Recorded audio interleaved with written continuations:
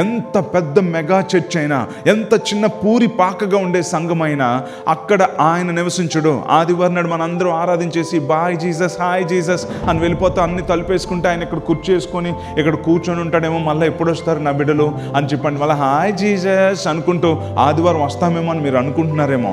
ఆయన హస్తకృత ఆలయములలో ఆయన ఉండడు అనే సంగతిని మనం తెలుసుకోవాలి. అందుకోసమని చెప్పే దేవుడు ఎప్పటి నుంచో తన నివాస స్థలాన్ని మార్చాలి అని అనుకున్నాడు. సో తనకి ఒక కొత్త ఇల్లు, ఒక కొత్త దేవాలయం కావాలని దేవుడు కోరుకున్నాడు. సో తన కోసం ఒక దేవాలయం లేకపోతే తన కోసం ఒక నివాస స్థలం ఏర్పాటు చేసుకోవాలంటే ఆ స్థలాన్ని ముందు కొనుక్కోవాలి కదా, ఆ స్థలాన్ని ముందు సంపాదించుకోవాలి కదా.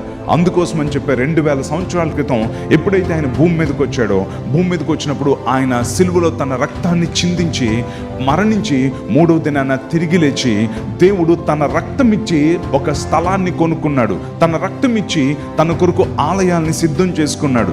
ఏంటి ఆ ఆలయం అంటే ప్రశస్తమైన యేసు రక్తంలో కడగబడి పరిశుద్ధాత్మ చేత నింపబడిన నువ్వు నేనే ఆయన యొక్క ఆలయము. చప్పట్లు కొట్టి దేవుని నామాన్ని మహిమపరుస్తాం.